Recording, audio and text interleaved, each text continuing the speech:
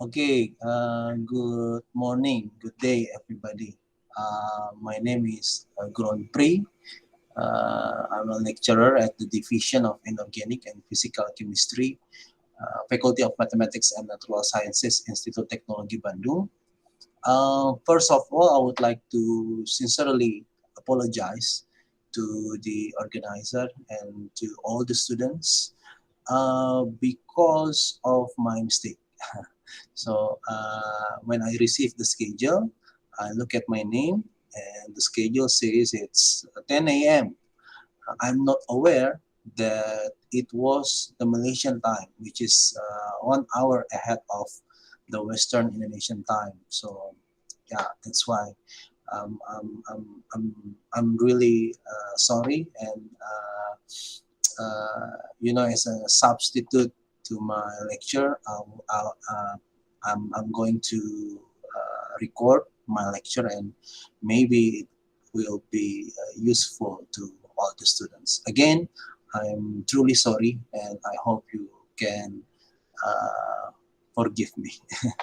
Okay, I would like to, in this occasion, I would like to give a lecture um, on the, wait, I would like to share the screen.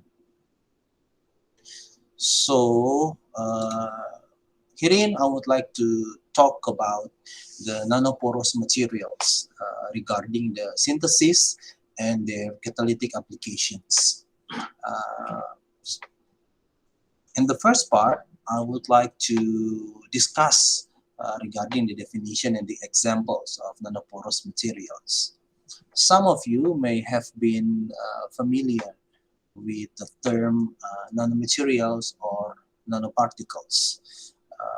Nanomaterials or nanoparticles are defined as a material or particle that has a dimension below 100 nanometers.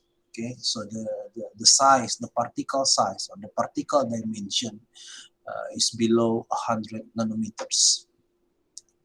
However, uh, when we talk about nanoporous materials, we will have different definition. Okay, so nanoporous materials means that the pore size distribution is below 100 nanometers. The particle size can be bigger than that, can be in the scale of submicron or micron or even millimeter, the particle size. But the pore within the particles should be less than 100 nanometer, should be less than 100 nanometers. So by definition, nanoporous materials are inorganic, organic, or hybrid inorganic organic materials having pore size of less than 100 nanometers. IUPAC, the International Union of Pure and Applied Chemistry, have classified the nanopores into three types. It would be, you can see here, micropores with the pore size less than 2 nanometers. And the second one is the mesopores, ranging from 2 to 15 nanometers, and the micropores above or between 50 to 100 nanometers. Okay, you can also see here in the scale, we will have the microporous domain, okay, less than 2 nanometers, mesoporous domain 2 to 50, and macroporous domain more than 50, okay, or from 50 to 100 nanometers. We will talk about the microporous materials first. Okay, herein I would like to show you the zeolites. So zeolites are inorganic materials. Okay, they are arranged by the tetrahedral units TO4, in which T is either silicon and or aluminum. Um, Zeolite are crystalline materials having the microporosity. You can see here in the micrograph, uh, you know, in the in the macro scale, we will have zeolite as white powder. Okay, but when we observe the zeolite under the scanning electron microscope, we will see the distinctive crystals here. Okay, but and when we magnify using the electron or the transmission electron microscope, you can see here that we will have a uniform distribution of microporosity. Okay, so that makes or that renders zeolite as a aluminosilicate crystalline microporous materials. It possesses large surface area. You can see here in the illustration, 1 gram of zeolite has a pore length of 6 times 10 to the power of 11 meters. Okay, the distance of Earth to Sun is only 1.5 times 10 to the power of 11 meters. So how to say, 4 times the distance from Earth to the Sun. That is the pore length of 1 gram of zeolite. And it contains acidity. Why? You can see here in the structure of zeolite, we will have the silicon with tetrahedra conformation, the TO4. See? The silicon here, it bears the zero formal charge. Okay, so silicon has 4 electron valence electrons, and it forms 4 covalent bondings, so the formal charge will be 0. But then in the neighborhood we will have aluminum with, again, the tetrahedral conformation. Aluminum has 3 valence electrons, but it forms 4 covalent bondings. So as a consequence, it will bear a negative 1 formal charge. As a result, zeolite should be counterbalanced by the presence of cations. Herein, we can use a proton or a H plus cations to counterbalance the negative charge of zeolite. That's why we will have an acidity. Okay. Zeolite has today zeolite has more than 200 types of frameworks.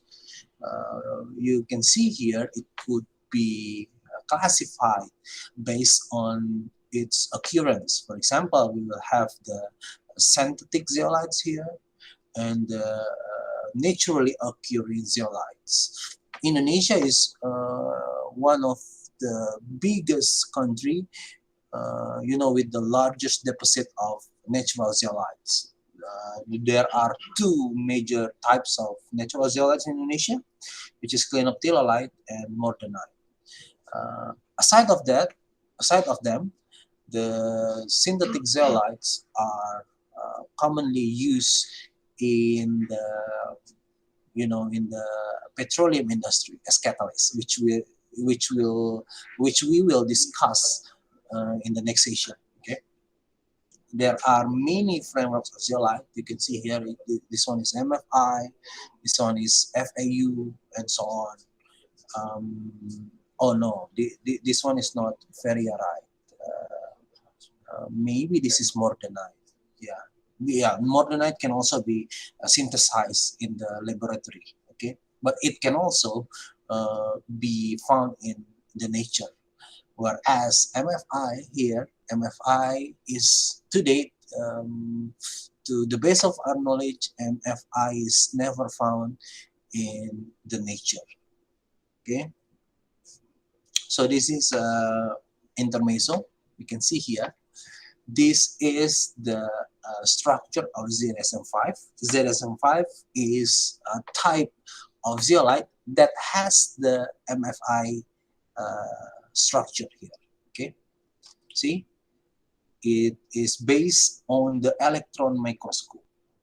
Okay, so we solve the framework of zeolite based on the electron microscope, and you can see on the left side, this is the pattern made on the wall of a mosque in Baku, Azerbaijan in 1086 AD.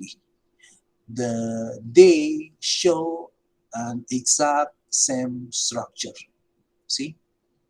So again, as the Thomas say in the lecture given in Cambridge, there is nothing new under the sun. Okay, we just discover what has been previously available in the nature. Okay, uh, after the zeolite, we will discuss regarding these materials, MOFs, so metal organic frameworks. This is if zeolite is an organic material, MOFs, they are hybrid and organic nanoporous materials. You can see here, MOFs are a class of nanoporous material consisting of metal ions or metal clusters as the center, and they are coordinated or they are linked by the organic ligands to form 2 or 3 dimensional crystal structures. Of course, with the presence of nanopores or with the presence of micropores.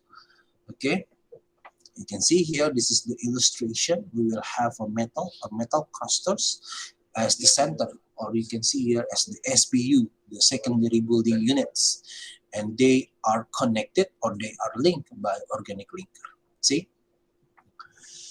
You can also see here that we may have, there are 3 factors that build the structure of a MOF.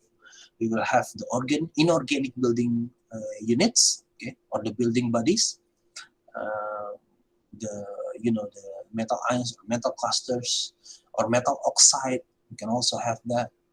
The organic building units, this is the one for BDC, and we will have the topology. What is the topology? Topology is the way the inorganic and organic building units are connected. Okay, so we can have the same inorganic building units and the same organic building units, but the way they are connected could be different, and of course it will result in the different structures. Okay,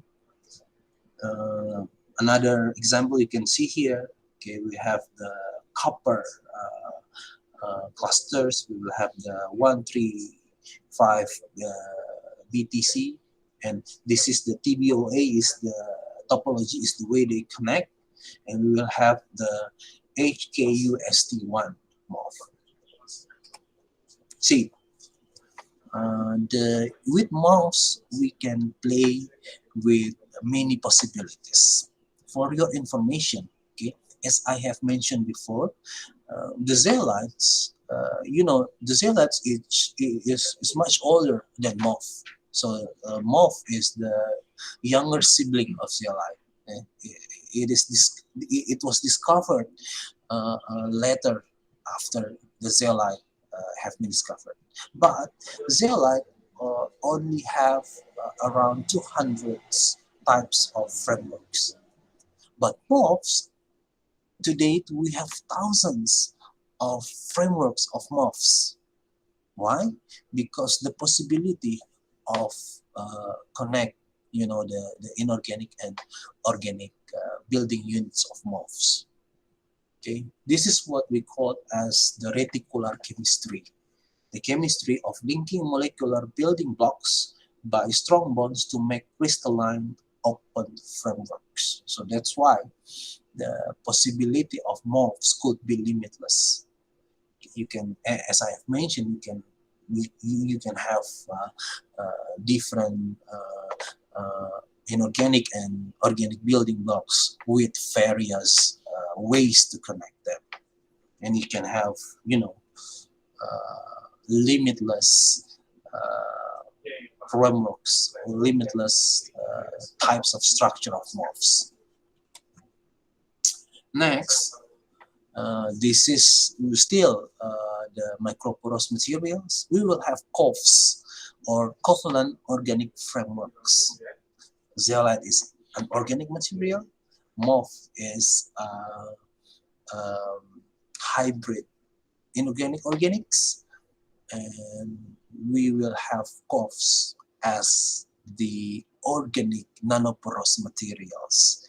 So you can see here that if MOFs needs metal cluster or metal ions as the center, in COFs we don't need that. Okay, we don't need the metal the metal centers. Okay, see, we could just, connect the ligands, connect the organic molecules, and we will have an open crystalline frameworks, which is COFs. And commonly, they are based on the porphyrin rings here, as you can see. Okay. Again, COFs are also part of reticular chemistry. You see, we could have various ligands, various organic molecules with various topology, with various ways to connect them. And see here, we could have, many kinds, many types of frameworks, of COFs frameworks.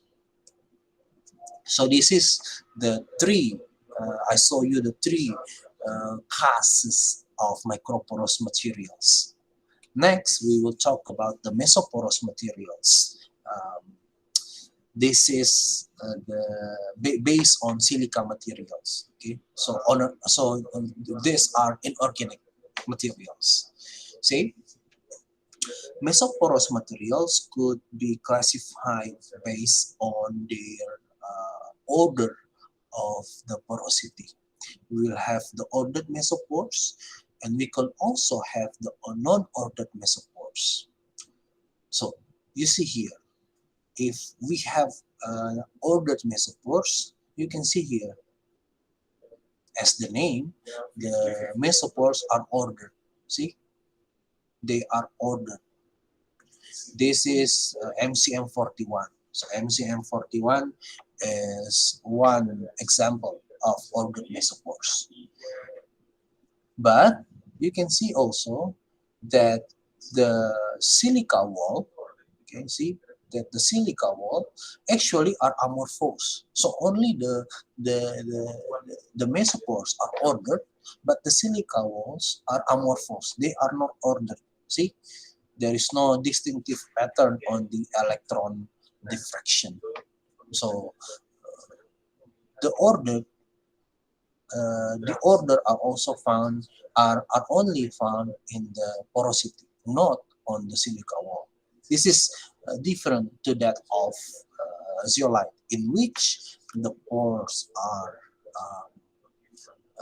ordered, and the silica wall or the aluminosilica wall are also ordered. They are crystalline.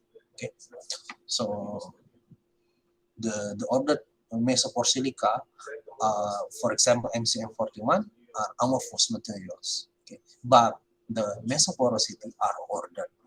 Okay, I have to emphasize on that so you are not confused. Okay, and we have also the non-ordered mesopores. See here, this is called the KCC1. You can see here the morphology are fibrous-like. You can see here they are splendid, the morphology, but the porosity, the mesoporosity are not ordered. Okay, they are not ordered. Sir, what is with the MCM41? How do they name the the uh, the materials? What is with the KCC? What is with the SBA? So it is a consensus that we name the materials with 3 letters. Okay, this is also applied in the zeolite. You can see here. I could go backward for a while. See, they are named or they are coded based on 3 letters, and these should be approved by the IZA, the International Zeolite Association.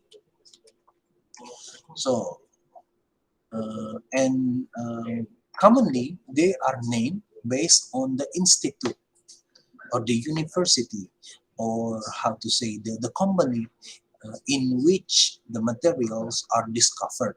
For example, MCM. MCM means mobile, mobile composite material, because it was discovered by the scientists in mobile company. Okay, SBA is Santa Barbara Amorphous Materials, because they were discovered, or it was discovered in the Santa Barbara University. FDU is Fudan University in China. So maybe if you discover novel materials, maybe you can name it ITV1 or UM. No, UM only 2 letters, right? Maybe UMA or UMM, UM materials 1 or 2 or 3 and so on. Yeah, if you discover, of course. The mesoporous materials can also be based on carbon materials. And again, it could be ordered and it could also be non-ordered mesoporous carbon. So basically, they are similar to the classification of silica mesoporous materials. Okay, we can now we will see the examples of macroporous materials. You can see here it could be based on carbon materials, macroporous carbon, macroporous silica, as well as macroporous alumina. And we have learned the 3 classes of nanoporous materials. It could be microporous, it could be mesoporous, it could be macroporous. Herein, I introduce you the new class of nanoporosity. Okay, it is called hierarchical porosity. So what is the meaning of hierarchical porosity? See, hierarchical porosity refers to the combination of pores of different sizes. It means we will, in a material, we will have at least 2 types of porosity. Okay, 2 types of porosity. For example, we in the same materials, there should be microporous and mesoporous. That is the one possibility. The second possibility is micropores with macropores. The third possibility is mesopores with macropores, or the simultaneous presence of the three porosities. Okay, so we will have micro meso, okay, micro macro, or the meso macro, or the micro meso and macro. Okay, that is the hierarchical porosity. At least 2 levels of porosities. Okay, more than 1 porosities, and it should be interconnected. Okay, we could not have an isolated mesopores. For example, if we have zeolite and we could introduce the mesoporosity on this purely microporous zeolite, but the mesopores and micropores, they should be interconnected. Okay? The mesopores cannot be isolated from the micropores. So that is the second requirement of hierarchical porosity. And the last requirement is the distribution of inlet flow. So imagine we have traffic. Okay, we have a car, and the car should go to a certain or a particular destination. So imagine the car is the molecules and the destination is the active sites of a catalyst. Okay, if the car uh, meets, if the car firstly meet the the the the, the narrow road, which is the micropores, and then it goes through a, a broad road, which is the mesopores, it cannot be classified as hierarchical porosity. Okay, so the distribution of inlet flow means that the molecules should firstly go to a bigger porosity, then the smaller porosity. If you have a hierarchical porosity in which the distribution flow or the inlet flow meets the smaller porosity first and then the larger porosity, it cannot be classified as hierarchical porosity. See? So we have three requirements: more than one porosity, interconnectivity, and distribution of inlet flow. For example, here in this structure, does it have more than one porosity? Yes. Let's say this is mesopores and this is micropores. Do they interconnect? Yes, they do interconnect. But how about the distribution of inlet flow? See, here, the flow firstly meet the smaller porosity. So I thought we cannot define this structure as hierarchical porosity. Part 2, the synthesis. So we have known, okay, the definition and the examples of nanoporous materials. Now, we would like to know, we would like to uh, discuss on the synthesis of the nanoporous materials. Uh, Firstly, I would like to introduce you the synthesis of a zeolite. So for the synthesis of zeolite, we will need particular ingredients. Okay, they are silicon source, okay, or the silica source, the aluminum source or the alumina source. Okay, we could also we also need water as the solvent or the transport media.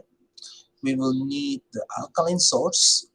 Commonly, the alkaline source is sodium hydroxide or potassium hydroxide. And we will have this one, the organic structure directing agent, but or the OSDA. But OSDA is optional. Okay, we can see later. Okay, we can see why the OSDA is how to say is optional. And again, regarding the equipments, we will have this one. This is called the Teflon line autoclave. Okay, see, uh, if we perform the synthesis at high temperature above the boiling temperature of water, above 100 degrees C, we will use this one, the autoclave. If we perform the synthesis at low temperature below 100 degrees C, we will only need plastic bottle. Why do we need autoclave at high temperature? Because at high temperature, the high autogenous pressure will be exerted. Okay, so for the sake of safety, we should need the autoclave. So basically, we just mix all the ingredients, transfer to the autoclave or to the plastic reactor, and then we heat them, and we will have a crystallization process that will convert the amorphous ingredients, the amorphous silicon and aluminum source, into crystalline zeolite. See, why do we need alkaline condition? Because the fundamentals of zeolite crystallization is based on hydrolysis, or the breaking of bondings, and condensation, or the forming of new bondings. So here we will have amorphous precursors. We should break their bondings, and it was catalyzed by the presence of hydroxide ions. Okay, after we have broken the bondings in the amorphous precursor, we need to reform them. We need to make new bondings, and it is also catalyzed by the hydroxyl ions. See, this is why we need alkaline condition. This is the role of OSDA, or the organic structure directing agent. So OSDA, to put it simple, OSDA act as a template. See, the amorphous precursor will surround the OSDA, and then the crystallization could take place that will convert the amorphous precursors into crystalline structures. See, and the OSDA, they act as template. Okay, at the end of reaction, the OSDA could be eliminated through the calcination at high temperatures, because they are organic materials. Okay, they can be eliminated through calcination, and the void place left by the organic molecules will be the micropores. Okay, so the micropores, actually the empty space that is left by the OSDA after their removal. See here, we can also the chiral OSDA. See, the crystallization takes place uh, in their uh, in their surroundings, and then after removing them, we will have the micropores. See, this is the role of OSDA. In some zeolites, for example, FAU or mordanite, for example, we can synthesize them in the absence of OSDA, in which the inorganic cations, for example, the sodium plus or the potassium plus, they uh, they play a role as the structure directing agent. So it could be based on organic materials, the OSDA, you know, but the directing agent could also be inorganic cations. For example, as I've mentioned before, the sodium plus, the potassium plus, or even the cesium plus, they could also uh, play a role as directing agents. I would like to show you a short video, an example of the synthesis of zeolites. See, wait, okay, see, this is a vessel, the stirrer, This is water. Okay, so the synthesis of zeolite is like, cooking. You just mix all the ingredients. Okay, that two tablets should be the sodium hydroxide. Okay, see the sodium hydroxide in pellet form. Okay, so we mix them. We wait until we obtain the clear solution, okay, in which all the precursor have been dissolved, completely dissolved. See,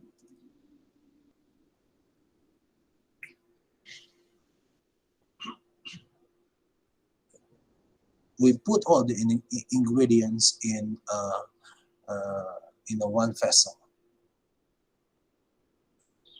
See,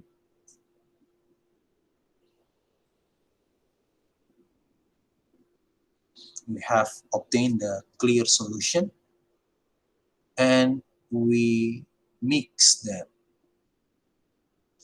See, we will have the white gel, which indicated the starting of hydrolysis and condensation reactions. Okay, we then we can shake them, we can stir them, whatever, uh, so that we could obtain a homogeneous gel. We could check the pH, which should be base or basic. We stir them and then we put it in the oven. Okay, as simple as that. As simple as that. So you can see that the reactor is a plastic reactor. That means the crystallization occurs below 100 degrees C. And see, at the end of reactions, we will have a solid precipitate at the bottom of the reactor, indicating the formation of zeolite. Okay. Of course, we have to analyze using the X-ray diffractions, but it but the solid precipitate indicates the presence of hydrolysis and condensation reactions, which are the fundamentals of zeolite synthesis. Okay, this is the crystallization mechanism. See here, this is the initial amorphous precursors, and as the time progresses, under heating, there will be hydrolysis and condensation reaction, okay, breaking and forming of new bondings. See here, in which this black dots indicate the presence of OSTA or SDA, the structure directing agent that act as a template. This is the crystallization mechanism of zeolite.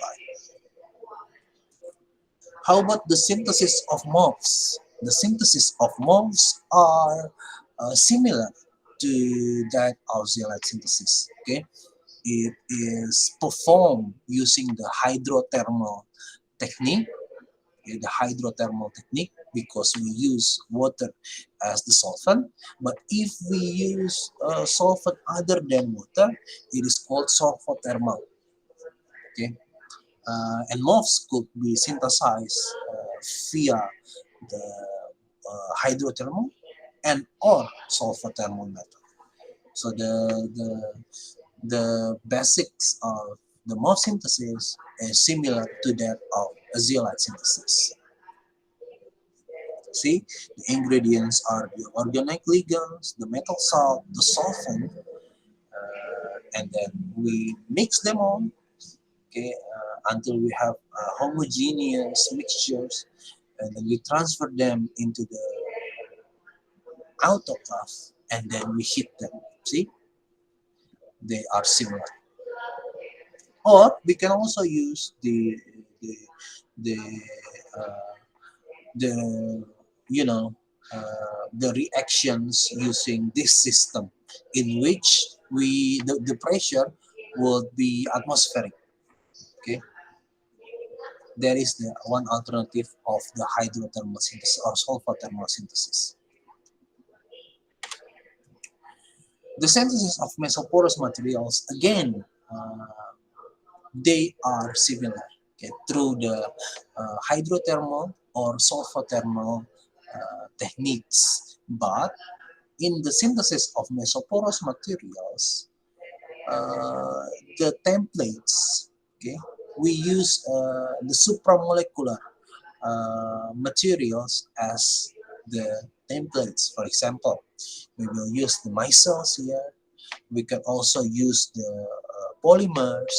We can also use here the uh, the carbon nanoparticles as the templates. At the end of reaction, we could perform calcination at high temperature.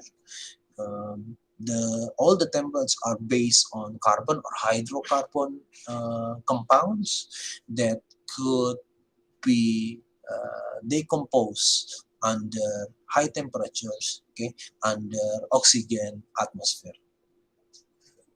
So after removing them through calcination, the empty spaces left by them would be the mesopores. So again, the fundamentals are the same as the synthesis of microporous materials. Then I would like to talk about the synthesis of hierarchical zeolite.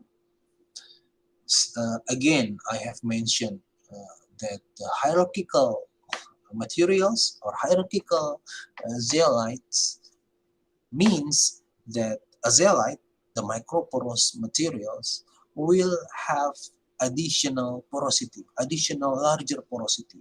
Okay, it could be meso and or macro porosity.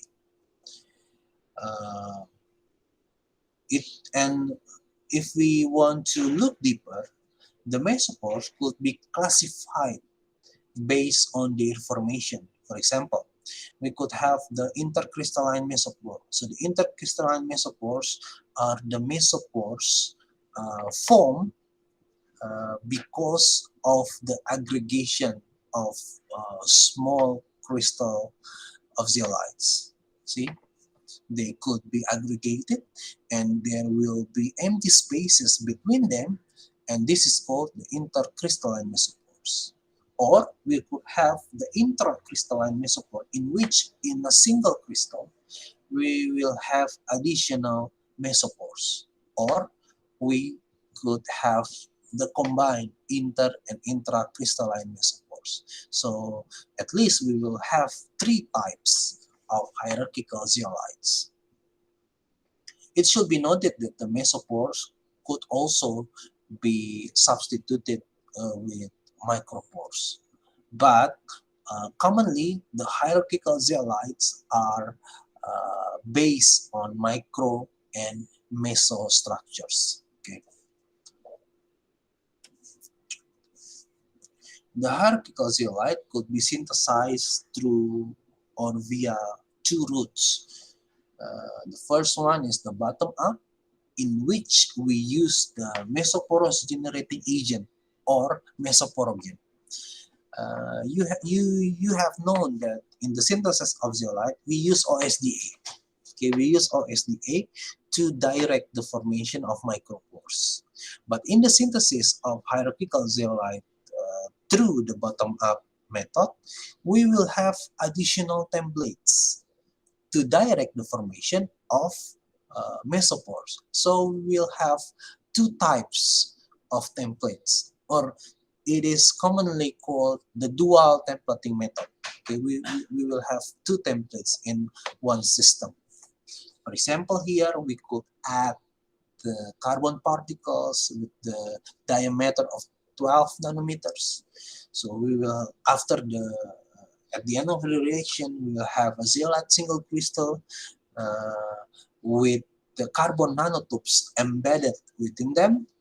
And after we eliminate the carbon nanotube through calcination, we will have hierarchical zeolite. We could also use the micelles, okay, the surfactant micelles, the polymers, and other additional templates. Or, see, the alternative is the top-down or destructive method. We could pursue the desilication and or dealumination. Desilication means we partially leach the silicon components or the silicon or the silica parts of zeolite, or the illumination in which we partially leach the alumina part of zeolite. Okay, if we pursue the desilication, we will need the alkaline treatment. Commonly we use sodium hydroxide, to leach or to partially leach the silicon, or we use acid washing, okay, to partially leach the aluminum. So we could use these two routes to prepare the hierarchical zeolite. However, we have problems in the synthesis of hierarchical zeolite. Okay, typical conditions are hydrothermal method, excessive water, the use of additional mesoporogen, non-renewable precursors, which leads to three drawbacks: energy-consuming calcination at high temperature, the disposal of excess alkaline solution, and the reduced zeolite yield due to this dissolution of aluminosilicate precursors. So these are the three drawbacks in the synthesis of hierarchical zeolite. So there are four alternatives that we could utilize, which at least minimize the previously mentioned drawbacks. First one is the solvent-free synthesis, okay, in which we could synthesize the zeolite, okay, in the minimum presence of water. Of course, water is still needed because it acts as a solvent, but see here, we use hydrated precursors. So we will not see a liquid water, no. The appearance are solid mixtures.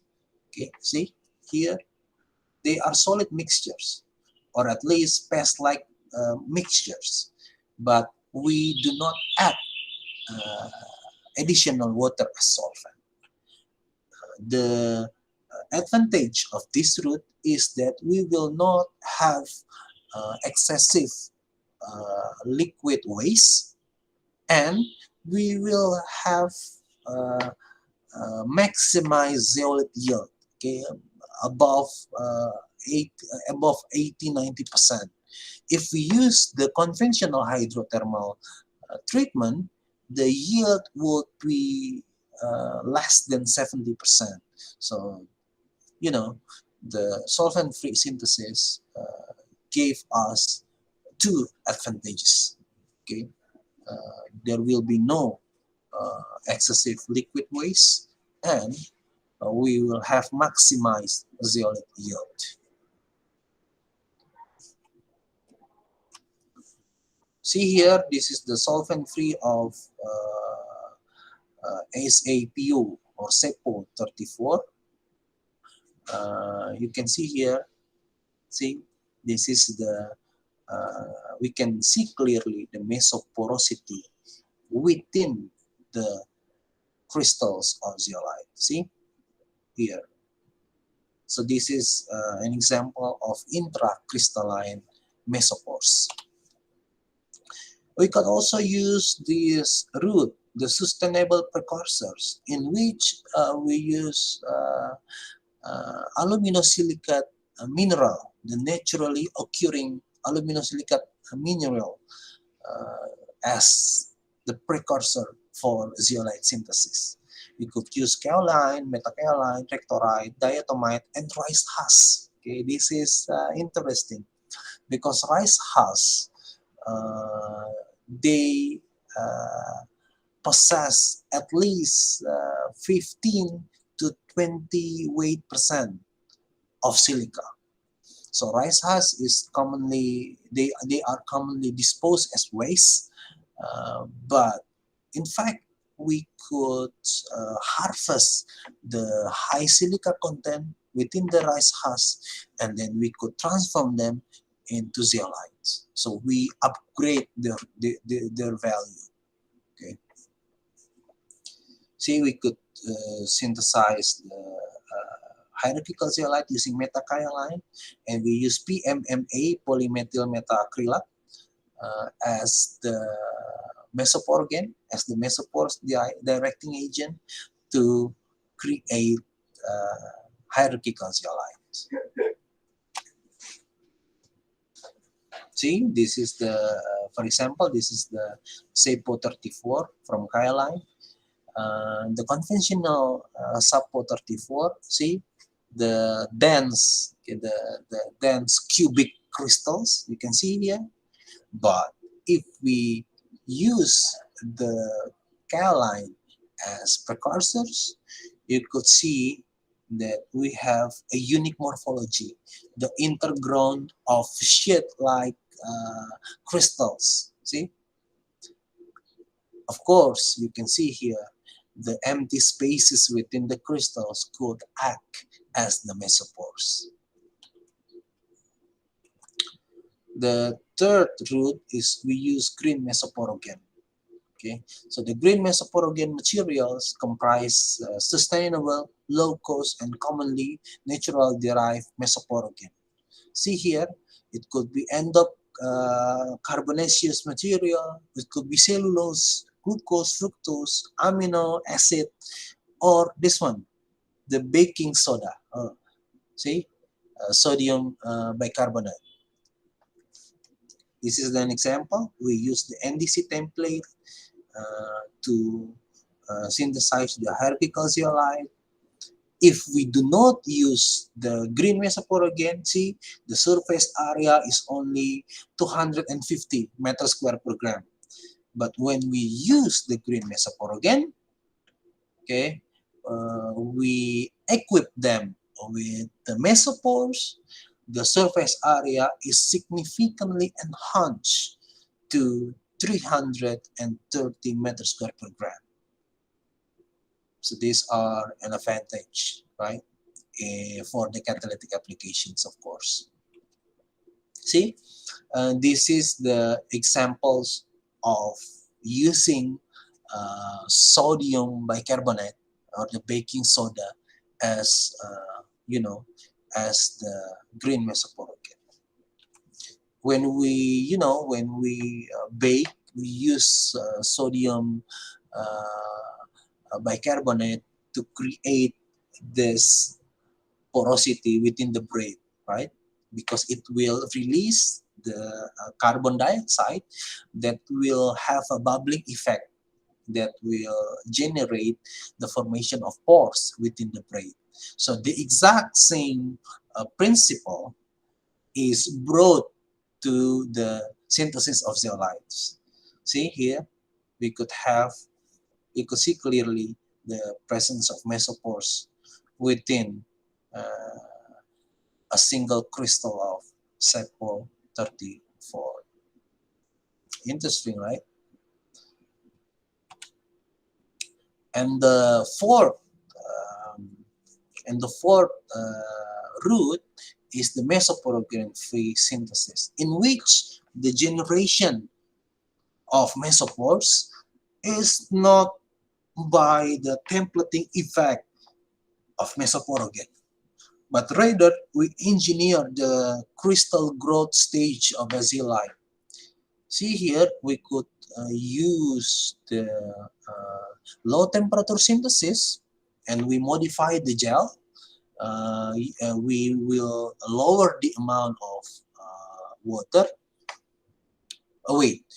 Before that, the synthesis of zeolite at low temperature, you see that since the temperature is lower, the rate of the crystallization will also be suppressed. Simple chemistry, right? Based on the Arrhenius equation, the rate of a reaction should be exponentially lower, okay, when we reduce the temperature.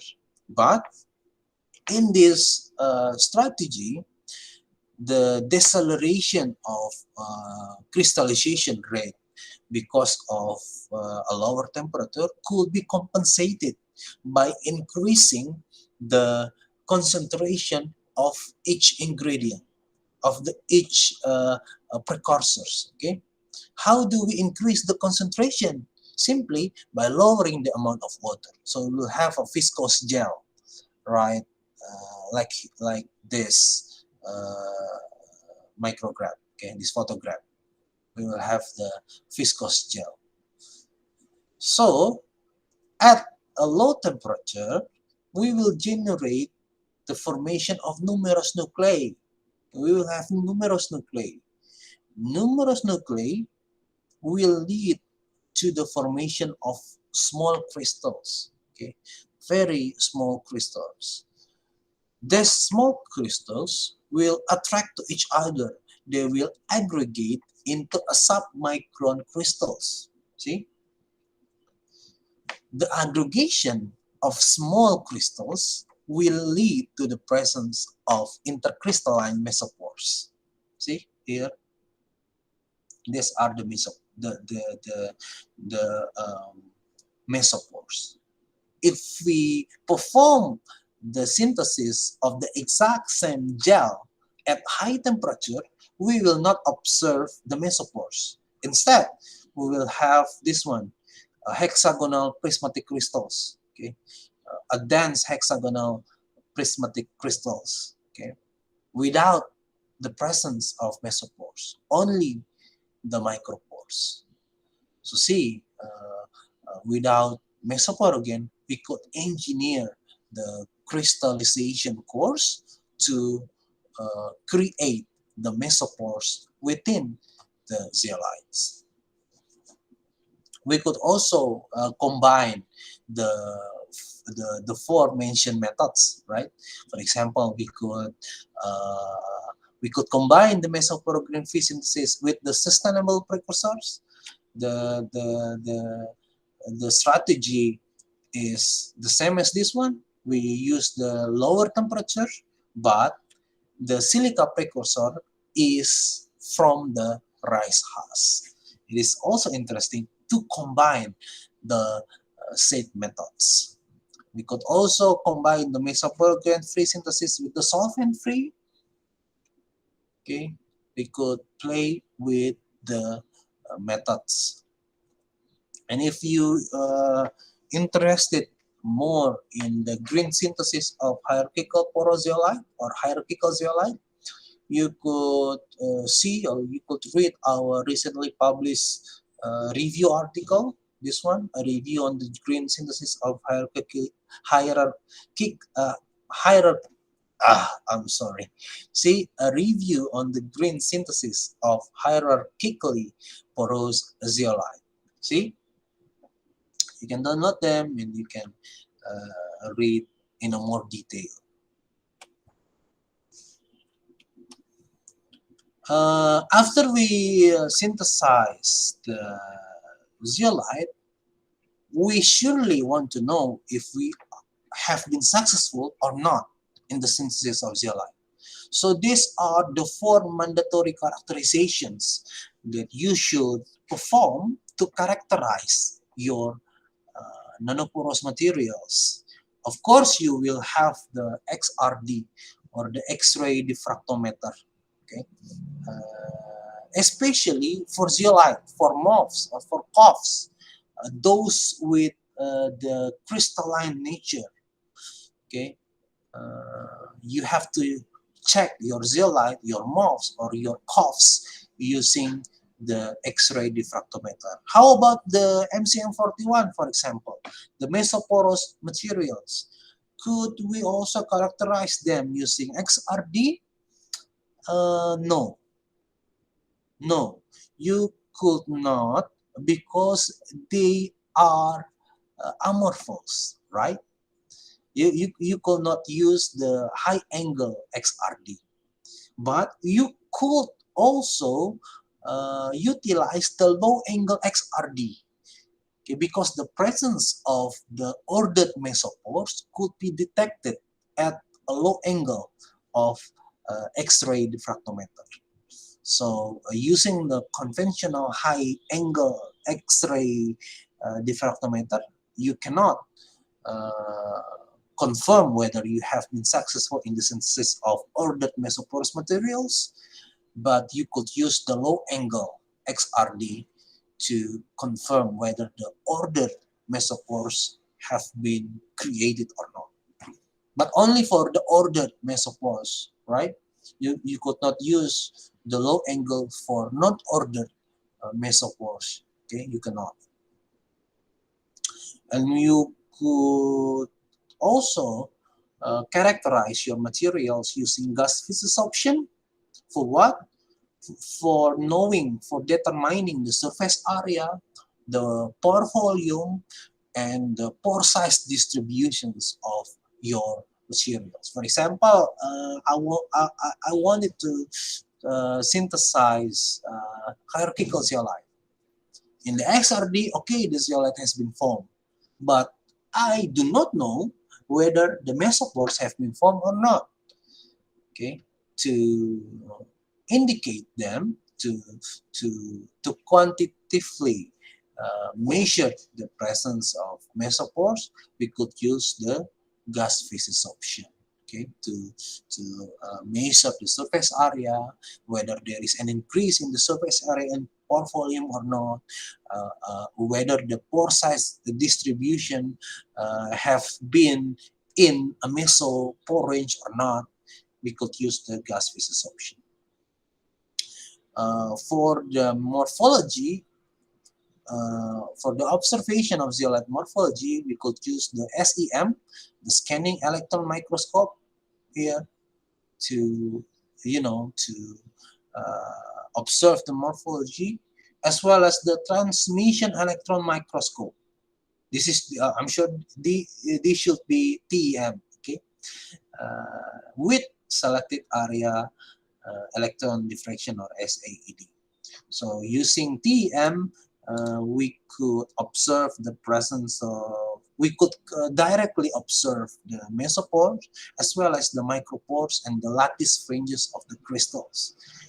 If you use the SAD, you could select a certain area and check using the electron diffraction whether the selected area are amorphous or part of crystalline domain or crystalline parts. You could also use other characterization, but for nanoporous materials, these four are the mandatory characterizations. Now we have come to the last part, which is the catalytic applications of nanoporous materials. Zeolite. Okay, zeolite has been prominently used in the petroleum refinery.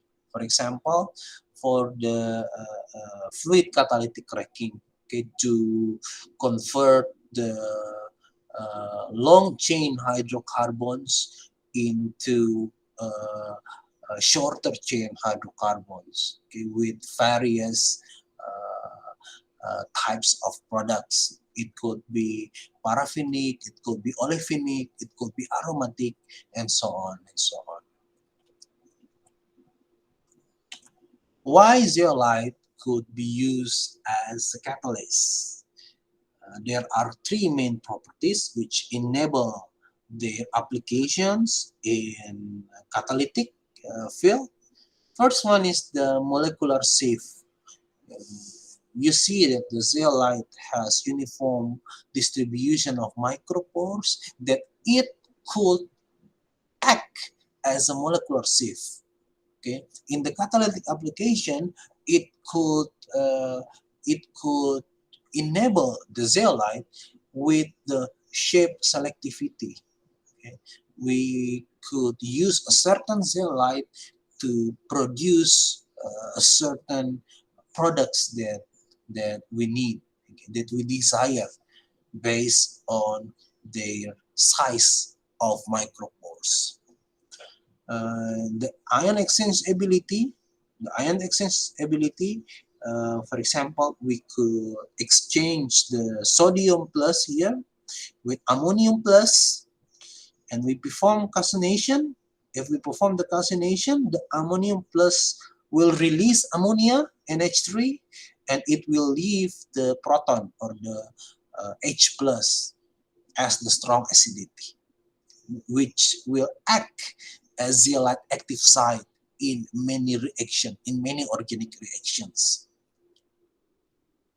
This is the petrochemical flow scheme. We can see there are many reactions here. For example, we have the alkylation, we have the cracking, we have the what else? The aromatics recovery, the aromatization. They are using zeolite as catalyst. See here, these are the shape selective reaction using zeolite in petrochemistry or in the petrochemical industries. There are many reaction types: isomerization, disproportionation, aromatization, and so on and so forth. With the desired products, we will have xylene, gasoline, ethyl benzene, and so on and so forth. You can see here the catalyst. ZSM5 is a zeolite, mordanate is a zeolite, beta is a zeolite, okay? MCM22 is also a zeolite, SAPO 34 is also a zeolite, okay? So they have been widely used in petrochemical industries. However, there is a problem. There is a significant problem in the application of zeolite as catalyst. Why? Because of the presence of micropores. So you see that the micropores has advantage with the sap selectivity, but simultaneously at the same time, it also bears a problem. Why? Because the bulky materials or the bulky feed molecules cannot enter the micropores. Okay, it will be blocked because of the bigger size. It cannot enter, which cannot diffuse into the micropores. Or if the feed molecules could access the micropores, but then the reactions will form uh, a bigger or a big or a bulky molecular, the bulky molecules as a product. So these bulky molecules will have slow diffusion within the micropores. As a result, it could go excessive reactions, it could go excessive aromatization that would result in the formation of PAH, the polyaromatic hydrocarbons, or we could say COX here. The COX will block will close the micropores of zeolite, and it will ultimately deactivate the zeolite. So the zeolite will undergo rapid deactivation. Here, the hierarchical porosity play its advantageous role. So if we have zeolite with hierarchical porosity, with the presence of larger porosity, we could accommodate the bigger or the bulkier feed molecules and the bulkier product molecules. Okay, it will relieve the mass transport, it will boost the catalytic performance, and it will extend the application of zeolite in new areas. This is the example uh, uh, of the advantages of hierarchical porosity. For example, this is in Damascus, Syria. The roads are very small. We could imagine this as zeolite with solely microporosity. You see that in Damascus, the traffics are very slow. Why? Because the roads are small. But when we move to Barcelona, Barcelona also have small roads, but they are interconnected with uh, bigger roads, which we could imagine as mesopores. And of course, the traffic in Barcelona is much faster than the Damascus. See here, Barcelona is hierarchical zeolite, while Damascus is microporous zeolite. See, the traffic is significantly enhanced in Barcelona. And if we move to France, France has more mesoporosity, has better mesoporosity, better hierarchical porosity compared to that of Barcelona. In France, in Paris, the traffic is, we could say, is without obstacles, is without issues, without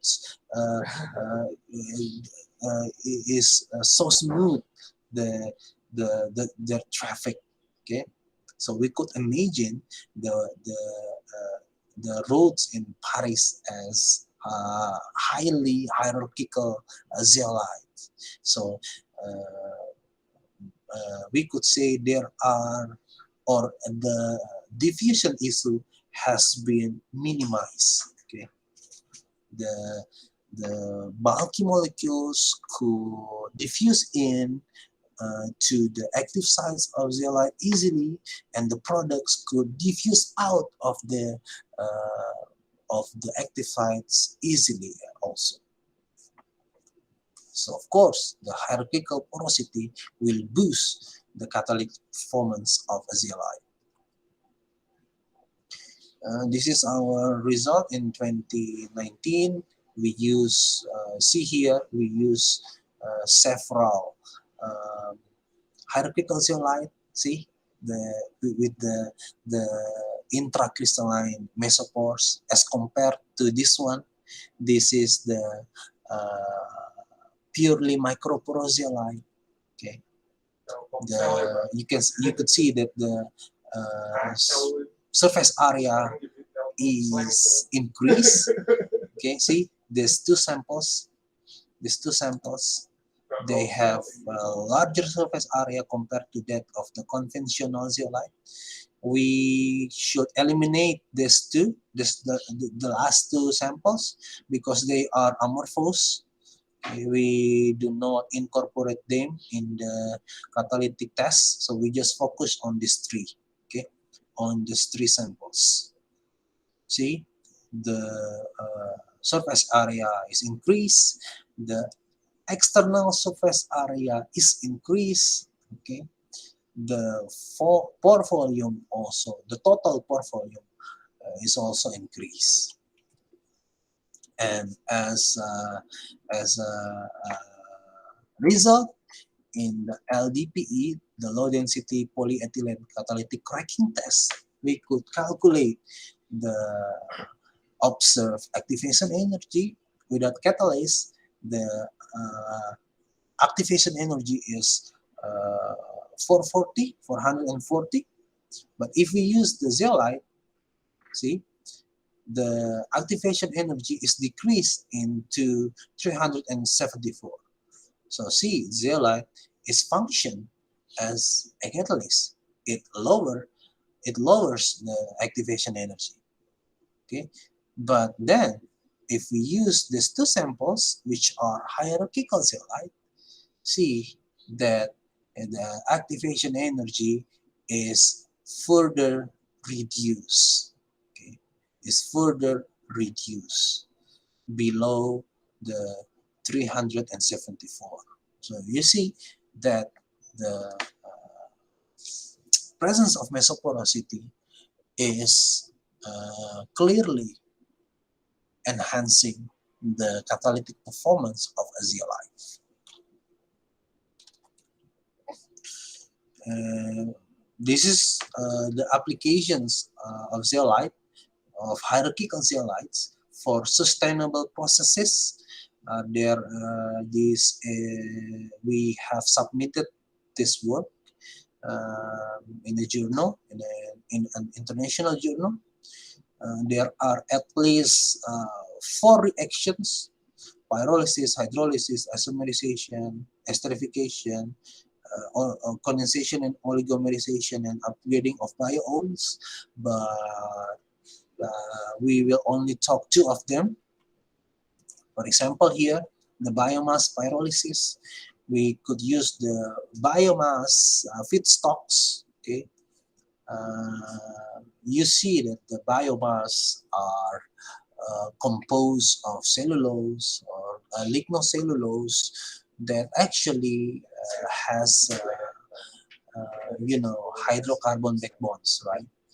But with the presence of oxygen. Okay, but using the zeolite, we could convert these biomass feedstocks into the hydrocarbons, into the aromatic, into the olefins through a series of reactions. For example, here we could eliminate the oxygen through the carbonylation, the dehydration, and the carboxylation reactions. And then after we remove the oxygens, the remaining hydrocarbons can be converted into several desired products, for example, aromatics and olefins.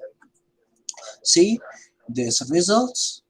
The red bar correspond to the parent ZSM5 zeolite, which is purely microporous, in comparison with the blue bars, which are attributed to the hierarchical zeolite. See, in all products, the mass yield are increased from the parent to the hierarchical zeolite. Why? See, in the parent zeolite, in the purely microporous zeolite, we will have a slow intracrystal diffusion.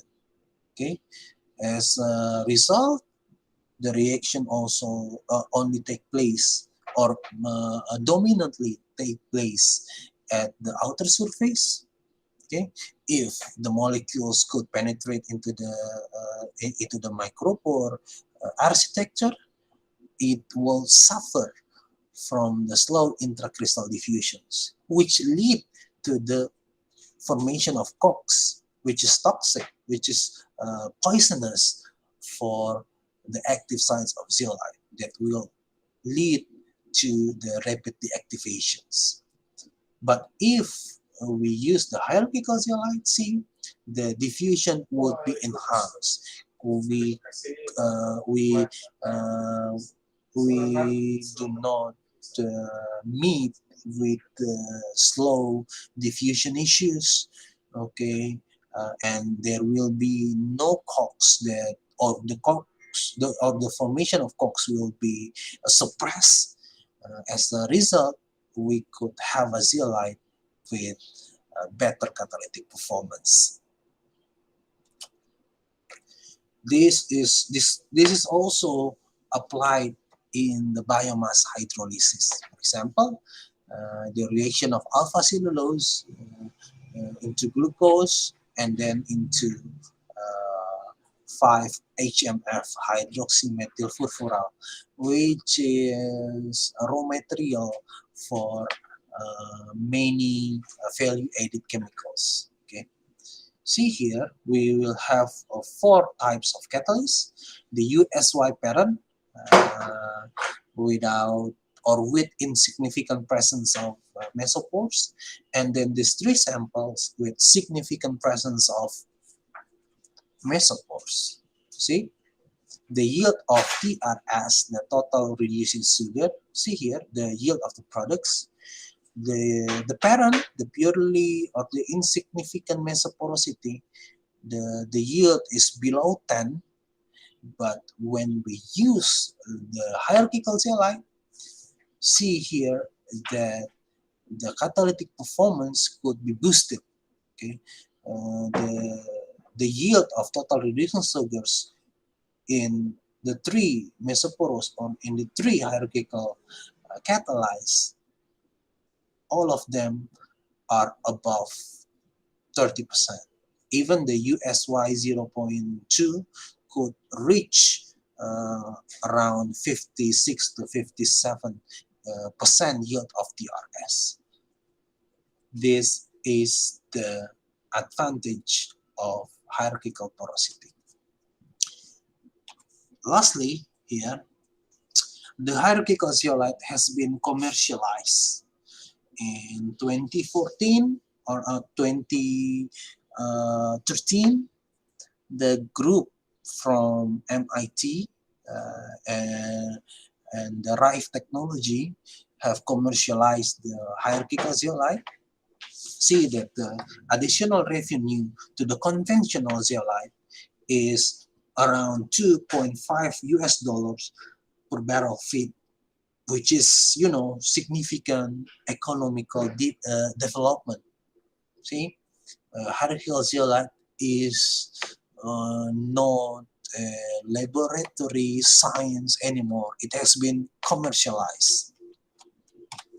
See, this is the company, the Rife Technology, a startup of MIT, and now they have commercialized the use of hierarchical zeolites. See, their motto, a technology solution for diffusion limited reactions, because hierarchical zeolite have worked to smoothen the diffusion within zeolite crystals. So this is the outlook. Nanoporous materials have grown rapidly with unimaginable design and synthesis routes. There is still plenty room at the bottom for more improvement, for more discovery, for more possibilities of nanoporous materials. And the nanoporous materials have brought significant development, in particular the application as catalysts. More research are urgently needed to explore the formation mechanism, the rational design, and to maximize the potential of nanoporous materials as catalysts. I would like to acknowledge all the funders who have financially support our group, and this is our our group. This is before the pandemic in 2019, and this is during the pandemic this year in 2021. If you are interested more in our research, you could visit our web at kajalab.com. And if you have any, because we could not interact, we could not directly interact, if you have any question or whatsoever, you could please email me and here kaja@chem.itb.ac.id or in my Gmail gtm kadja kadga@gmail.com. Okay.